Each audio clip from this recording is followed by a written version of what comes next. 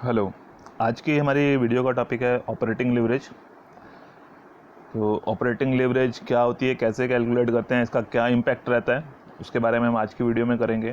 तो पहले इसका मीनिंग देख लेते हैं कि ऑपरेटिंग लिवरेज क्या चीज़ है। जैसे आपको लिवरेज का तो मतलब पता ही है कि कम एफर्ट्स ज़्यादा रिजल्ट्स। तो operating leverage results from the presence of fix cost that helps in magnifying net operating income. कि जो आपकी ऑर्गेनाइजेशन है उसमें कुछ फिक्स कॉस्ट इन्वॉल्व हैं, फिक्स्ड ऑपरेटिंग कॉस्ट। तो उस फिक्स्ड ऑपरेटिंग कॉस्ट की वजह से जो है हम अपने नेट ऑपरेटिंग इनकम को जो है वो बढ़ा सकते हैं, कि आपका जो इबिट है उसको हम इंक्रीज़ कर सकते हैं, कि अगर हमारे जो है वो स्ट्रक्चर में कुछ फिक्स कॉस्ट इन्वॉल्व है। तो इन केस की अगर फिक्स कॉस्ट होंगी तभी जो है वो उस ऑपरेटिंग लिवरेज का हमें फ़ायदा मिलेगा, तभी वो ऑपरेटिंग लिवरेज वर्क करेगी। अगर फिक्स कॉस्ट नहीं है, क्योंकि fix cost are the base of operating leverage, कि उसका फलक्रम या जो बेस हम उसको जिसको आधार कहें तो जो कंपोजिट जो की ऑपरेटिंग लिवरेज है, उस ऑपरेटिंग लिवरेज का जो बेस है that is fixed cost. The changes in the sales are related to change in the revenue, कि जितनी सेल चेंज होगी उतना ही आपका रेवेन्यू चेंज होगा। जैसे सेल्स के ऊपर डिपेंड करते हैं आपके रेवेन्यूज, तो सेल बढ़ेगी तो रेवेन्यूज बढ़ेंगे, सेल कम हो जाएगी तो रेवेन्यूज कम हो जाएंगे। The fixed cost do not change with the change in sales. तो बट फिक्स कॉस्ट, क्योंकि दो तरह की कॉस्ट होती है आपके पास, एक वेरिएबल कॉस्ट और दूसरा फिक्स्ड कॉस्ट। जो वेरिएबल कॉस्ट है वो तो वो क्या है कि सेम प्रपोर्शन में इंक्रीज होती है, जिस प्रपोर्शन में, जिस परसेंटेज से जो आपकी सेल्स चेंज होगी, आउटपुट चेंज होगी, उसी परसेंटेज से जो आपकी वेरिएबल कॉस्ट भी चेंज होती है। बट फिक्स्ड कॉस्ट के बारे में हमें पता है कि that remains same at different levels of sales और आउटपुट, कि आपकी जो वो डिफरेंट लेवल्स हैं सेल्स के, आउटपुट के, उस पर फिक्स्ड कॉस्ट जो है वो चेंज नहीं होगी, वो सेम रहेगी। तो फिक्स कॉस्ट जो है वो सेम रहती है, सेल्स के साथ चेंज नहीं होती। तो any increase in sales fix cost remaining same will magnify the operating revenue, की आपकी सेल्स तो बढ़ गई, अब सेल्स बढ़ गई बट फिक्स कॉस्ट उतनी ही रहने वाली हैं। तो फिक्स कॉस्ट उतनी ही रहने की वजह से जो सेल्स बढ़ रही हैं उसकी वजह से जो है वो एक मेजर इम्पैक्ट जो है वो अर्निंग्स के ऊपर पड़ता है, और अल्टीमेटली जो हमारी ऑपरेटिंग रेवेन्यू है वो कंपैरेटिवली ज़्यादा बढ़ जाता है। तो प्रॉफिट मार्जिन जो है वो हमारा इंक्रीज हो जाता है। तो उसी को हम जो है वो ऑपरेटिंग लिवरेज कहते हैं। The operating leverage occurs when a firm has fixed cost which must be recovered irrespective of sales volume, कि फर्म को ऑपरेटिंग लिवरेज का फ़ायदा तभी मिल सकता है जब कंपनी के जो है पास जो है वो फिक्स्ड कॉस्ट इन्वॉल्व है, कंपनी के पास जो है वो कुछ फिक्स ऑपरेटिंग कॉस्ट हैं, उस फिक्स्ड ऑपरेटिंग कॉस्ट के होने की वजह से ही जो है वो ऑपरेटिंग लिवरेज जो है वो होगी, क्योंकि that is the base of leverage.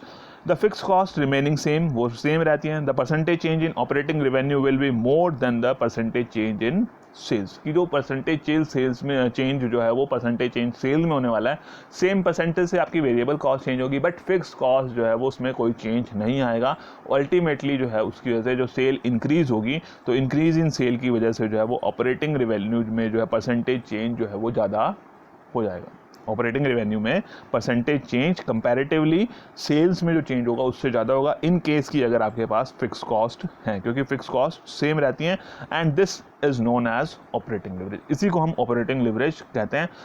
But अगर कंपनी के पास फिक्स कॉस्ट एग्जिस्ट नहीं करती हैं then there will be no operating leverage, की फर्म के पास जो है वो फिक्स कॉस्ट नहीं होंगी तो ऑपरेटिंग लिवरेज नहीं होंगी। ऑपरेटिंग लिवरेज नहीं होगी दैट मीन्स कि जितना चेंज जो है वो सेल्स में होगा, सेम चेंज उनके रेवेन्यू में होगा, तो लिवरेज का फ़ायदा नहीं मिलेगा। जितने एफर्ट्स आपने लगाए थे, जितना आपने चेंज सेल में किया था, उतना ही आपके रेवेन्यूज़ में चेंज होगा। बट फिक्स कॉस्ट होंगी तो जितनी आपकी सेल चेंज होगी कंपैरेटिवली उससे ज़्यादा, यानी कि उससे ज़्यादा परसेंटेज चेंज आपके ऑपरेटिंग रेवेन्यूज़ में हो सकता है अगर आपके पास फिक्स्ड कॉस्ट है। तो ऑपरेटिंग लिवरेज को जो कैलकुलेट करने का फॉर्मूला है हमारे पास, यहाँ पे इक्वल टू का साइन लगा लेना आपने। Operating leverage is equal to contribution divided by operating profit. तो ऑपरेटिंग लिवरेज का जो फॉर्मूला है that is contribution divided by operating profit. तो कंट्रीब्यूशन ऑपरेटिंग प्रॉफिट, जिसको हम एबिट भी बोल देते हैं, earning before interest and tax and operating profit. तो कंट्रीब्यूशन को ऑपरेटिंग प्रॉफिट से डिवाइड करेंगे तो आपके पास ऑपरेटिंग लिवरेज आ जाती है। और इसमें कंट्रीब्यूशन का मतलब क्या है, contribution is equal to sales minus variable cost, की अगर जो आपकी सेल्स है उस सेल्स में से आप वेरिएबल कॉस्ट को माइनस कर देंगे तब आपके पास कंट्रीब्यूशन आ जाएगा। और ऑपरेटिंग प्रॉफिट कैसे कैलकुलेट करना है, सेल्स में से वेरिएबल कॉस्ट माइनस करनी है और उस वैल्यू में से अगर आप जो है वो फिक्स कॉस्ट माइनस कर देंगे तो ऑपरेटिंग प्रॉफिट आएगा। दूसरे शब्दों में हम कह सकते हैं कि जो कंट्रीब्यूशन आया, कंट्रीब्यूशन में से फिक्स कॉस्ट माइनस कर देंगे तब भी हमारे पास ऑपरेटिंग प्रॉफिट आ जाएगा।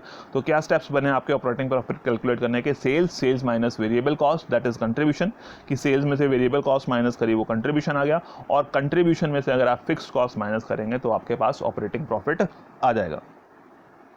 इसी में जो है break even point, PV ratio, ये भी चीज़ें निकाली जाती हैं, क्योंकि जो ब्रेक इवन पॉइंट है उससे हमें पता चल जाता है कि ऑर्गेनाइजेशन का मतलब एक वो लेवल, जिस लेवल पे नो प्रॉफिट नो लॉस की सिचुएशन होगी, that is break even point. तो एटलीस्ट हमें पता हो कि हमें जो है वो इस ब्रेक इवन पॉइंट को अचीव करना है। तो जैसे हम इस ब्रेक इवन पॉइंट को अचीव कर लेते हैं तो हमारी जो कॉस्ट है, फिक्स कॉस्ट है, वो फुली रिकवर्ड हो जाती हैं, नो प्रॉफिट नो लॉस की सिचुएशन पे हैं। बट उसके बाद जैसे ही हमारी सेल्स, जितनी भी हमारी सेल्स इंक्रीज होगी, उतना एक्स्ट्रा प्रॉफिट जो है वो हमारा कंट्रीब्यूशन बढ़ता चला जाएगा, उतना ही हमारा जो है वो प्रॉफिट बढ़ता चला जाएगा। कंपैरेटिवली हमारे जो है वो रिवेन्यूज़ में परसेंटेज चेंज इन सेल्स से ज़्यादा चेंज हमारे रिवेन्यूज़ में होगा, इसलिए ब्रेक इवन पॉइंट निकाला जाता है। एंड ब्रेक इवन पॉइंट के लिए फॉर्मूला है आपका fix cost divided by PV ratio. PV ratio को प्रॉफिट वॉल्यूम रेशो बोलते हैं, जो इसकी कंप्लीट नेम है, that is profit volume ratio. तो फिक्स कॉस्ट को पीवी रेशियो से डिवाइड करेंगे तो ब्रेक इवन पॉइंट आएगा। एंड पीवी रेशियो के लिए जो फॉर्मूला है that is contribution divided by sales. PV ratio is equal to contribution divided by sales.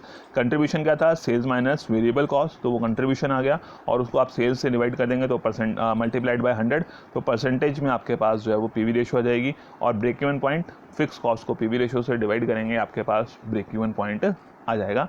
और ऑपरेटिंग लिवरेज के लिए जो फॉर्मूला है that is contribution divided by operating profit. तो इन केस की firm does not have fix cost, there will be no operating leverage. जो मैंने आपको बता दिया कि फर्म के पास फिक्स कॉस्ट नहीं है तो ऑपरेटिंग लिवरेज नहीं होंगी। The change in sales will be equal to the percentage change in profit. जितना चेंज सेल में उतना ही चेंज उनके प्रॉफिट में होगा। And when the fix cost are there, जब फिक्स कॉस्ट होंगी, the percentage change in profit will be more than the percentage in sales volume. कि अगर फिक्स कॉस्ट होती हैं तो परसेंटेज चेंज इन प्रॉफिट्स में चेंज ज़्यादा होगा, जितना सेल्स वॉल्यूम में चेंज होगा उससे ज़्यादा चेंज हमारे जो है वो प्रॉफिट्स में होगा। And degree of operating leverage निकालने के लिए एक और फॉर्मूला है आपके पास, percentage change in profits divided by percentage change in sales. और ये प्रॉफिट जो है वो ऑपरेटिंग प्रॉफिट की हम बात कर रहे हैं। Percentage change in profit divided by percentage change in sales, operating profit कह लो या जिसको इबिट हम कह रहे हैं, तो percentage change in EBIT divided by percentage change in sales, that is degree of financial leverage. और इसी को आप जो है वो contribution divided by operating profit, उससे भी आप कैलकुलेट कर सकते हैं। तो इसके लिए एक न्यूमेरिकल प्रॉब्लम, एक एग्जांपल देख लेते हैं ऑपरेटिंग लिवरेज से रिलेटेड। तो यहाँ पर हमारे को क्वेश्चन दिया हुआ है, the operating figures relate to two companies. दो कंपनीज के बारे में इंफॉर्मेशन दी गई है, P limited and Q limited. उनकी जो अमाउंट है इन लैक्स हमें यहाँ पर दी हुई है, लाख रुपीज़ में जो है उसके बारे में हमें यहाँ पर इंफॉर्मेशन दी हुई है। और इसमें क्या क्या इन्फॉर्मेशन दी है, यहाँ पर सेल्स के बारे में इंफॉर्मेशन दी है, वेरिएबल कॉस्ट के बारे में दी है, कंट्रीब्यूशन के बारे में दी है उनके, देन फिक्स्ड कॉस्ट के बारे में भी यहाँ पे हमारे पास इंफॉर्मेशन है, इंटरेस्ट के बारे में भी है, और उसके बाद प्रॉफिट बिफोर टैक्स, ये उन्होंने पूरी इनकम स्टेटमेंट उनकी बनाई है। And you are required to calculate operating and financial leverage, comment on the relative risk position of the firm, of them या ऑफ द फर्म, कि इनकी जो ऑपरेटिंग और फाइनेंशियल लिवरेज निकालेंगे वो निकालनी है, कैलकुलेट करनी है दोनों फर्म्स की, और उनकी रिलेटिवली कंपैरेटिवली कौन सी फर्म जो है कितनी रिस्की है उसके ऊपर आपने जो है वो कमेंट करना है। तो इनकी इनकम स्टेटमेंट दी है, sales minus variable cost that is equal to contribution, और contribution minus fix cost that is known as, क्या बोलते हैं उसको, ऑपरेटिंग प्रॉफिट, इबिट, और EBIT minus interest that is profit before tax. तो इसकी कैलकुलेशन हम कर लेते हैं financial leverage and operating leverage की। तो ऑपरेटिंग लिवरेज के लिए जो फॉर्मूला है that is contribution divided by EBIT. Contribution को अगर हम earning before interest and tax से डिवाइड कर देते हैं तो हमारे पास ऑपरेटिंग लिवरेज आ जाती है। तो यहाँ पर कंट्रीब्यूशन डिवाइडेड बाय इबिट, तो अगर आप चाहें तो इसके लिए एक अलग से दोबारा स्टेटमेंट बना सकते हैं। तो स्टेटमेंट आप बनाएंगे तो लगभग इसी तरह से स्टेटमेंट बनेगी, बट उस स्टेटमेंट में बस यहाँ पर आपको जो है वो इबिट लिखना है, EBIT। यहाँ पर जो है वो आपको इबिट लिखना पड़ेगा। ये जो हमारे पास निकल के आया है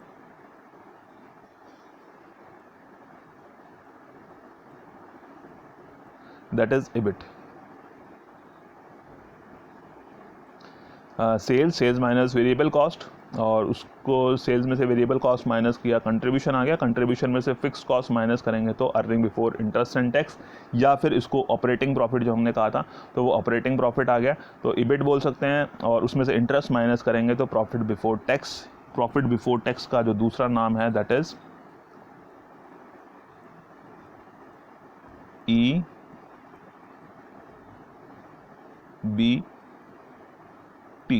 तो इसको EBIT भी कह सकते हैं। तो आप अपनी एक अलग से स्टेटमेंट बना सकते हैं इसके सॉल्यूशन में, जिसमें आप लिख देंगे कि sales is less variable cost, वो आपका कंट्रीब्यूशन आ गया, contribution less fixed cost that is EBIT, less interest that is equal to EBT earning before tax. तो एक इनकम स्टेटमेंट आप इसकी बना सकते हैं।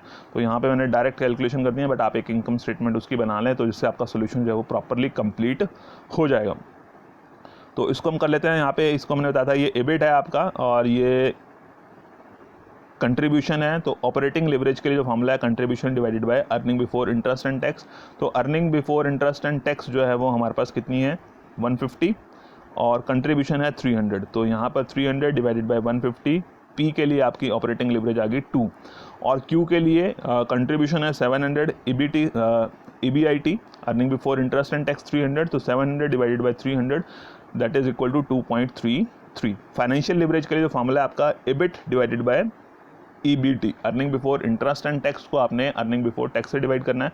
तो ये जो आपका कंट्रीब्यूशन में से फिक्स्ड कॉस्ट माइनस करके आता है that is EBIT earning before interest and tax आ गया, उसमें से आपने इंटरेस्ट माइनस किया तो अर्निंग बिफोर टैक्स आ गया, यानी कि 150 डिवाइडेड बाय 100। तो ये 150 डिवाइडेड बाय 100 फाइनेंशियल लिवरेज इसकी आ गई P लिमिटेड की। और Q लिमिटेड के लिए भी ये आपका earning before interest and tax, interest से पहले वाली अर्निंग्स 300 और इंटरेस्ट पे करने के बाद प्रॉफिट बिफोर टैक्स या earning before tax that is 200। तो 300 डिवाइडेड बाय 200 और दैट इज 1.5। तो इस तरह से हम जो है वो इसकी ऑपरेटिंग लिवरेज और फाइनेंशियल लिवरेज कैलकुलेट कर लेंगे।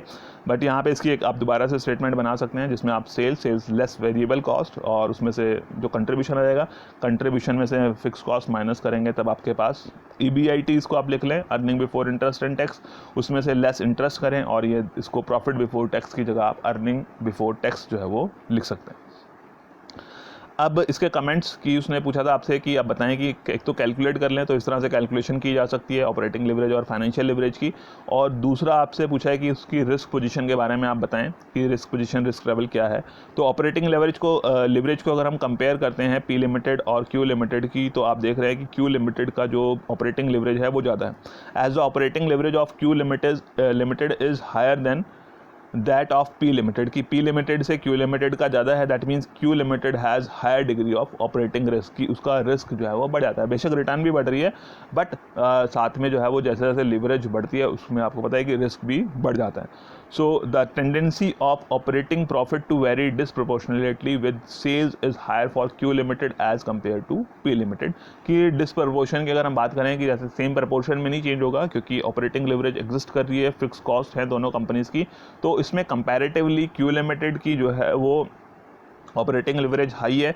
तो इसका मतलब है कि उनका जो प्रॉफिट है वो कंपैरेटिवली जो है वो ज़्यादा इंक्रीज़ करेगा। बेशक उसमें ऑपरेटिंग रिस्क ज़्यादा है बट डिग्री ऑफ रिस्क ज़्यादा होने के साथ साथ उनकी रिटर्न भी ज़्यादा चेंज होगी डिसप्रपोर्शनेटली, कि सेम प्रपोर्शन में नहीं चेंज होगा, उससे एक्स्ट्रा जो है वो चेंज वहाँ पर आएगा।